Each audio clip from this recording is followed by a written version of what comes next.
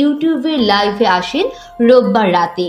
সেখানে বিভিন্ন ইস্যুর সঙ্গে শেখ মুজিবুর রহমান ও শহীদ প্রেসিডেন্ট জিয়াউর রহমানের বিষয়েও কথা বলেন তিনি।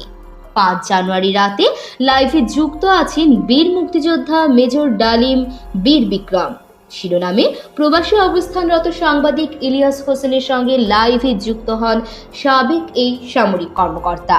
মেজর ডালিম বলেন, মুজিব মারা যায়নি, একটি সেনা অভ্যুত্থানে নিহত হয়েছেন।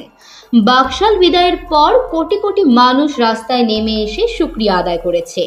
তিনি বলেন, শেখ মুজিব তার জুলুমের মাত্রা এতটাই তীব্র করেছিল, স্বৈরাচারী আচরণের মতো, যে তখন মানুষ রবের কাছে মুক্তি চাচ্ছিল তার জুলুমের অবসানের জন্য। মেজর ডালিম বলেন, তথাকথিত নেতারা যখন ভারতে পালিয়ে গেল, ছিল না যখন কেউ নেতৃত্ব দেওয়ার, সমঝোতা নিয়ে সবাই ব্যস্ত, পাকিস্তানি বাহিনী যখন বাঙালির ওপর হামলে পড়েছিল, তখন মেজর জিয়ার স্বাধীনতার ঘোষণা আসে। আমি তখন পাকিস্তান আর্মিতে। মেজর জিয়ার ঘোষণা শুনে মনে হলো আর বসে থাকার সময় নেই। আমরা তখনই পাকিস্তানের বিরুদ্ধে যুদ্ধে নেমে গেলাম। এই বীর বিক্রম বলেন, যখন 7 দফাতে চুক্তি করে নজরুল ইসলাম তাজউদ্দিনকে পারমিশন দেওয়া হলো একটা প্রভিশনাল গভর্নমেন্ট গঠন করার, 7টা ক্লজ পড়ে সাইন করার পর নজরুল ইসলাম ফিট হয়ে পড়ে গিয়েছিলেন যে আমরা ক্রমান্বয়ে ভারতের একটা কর্দরাজ্য অঙ্গরাজ্যে পরিণত হব।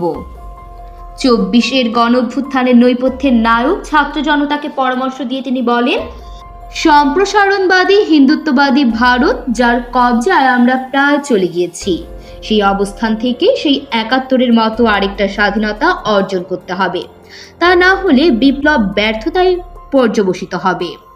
জাতীয় সঙ্গীত ইস্যুতে ডালিম বলেন, বাংলাদেশের জাতীয় সঙ্গীত রবীন্দ্রনাথ ঠাকুরের না হয়ে কাজী নজরুল ইসলাম বা অন্যান্য স্বনামধন্য দেশীয় কবিদের গান হতে পারত। ভিনদেশী একজন কবির গানকে জাতীয় সঙ্গীত বানানোকে পৃথিবীর ইতিহাসে বিরল বলে মন্তব্য করেন তিনি। এমন তথ্যবহুল সংবাদ পেতে চ্যানেলটি সাবস্ক্রাইব করে পাশে থাকুন। আর ভিডিওটি কেমন লেগেছে মন্তব্য করতে ভুলবেন না।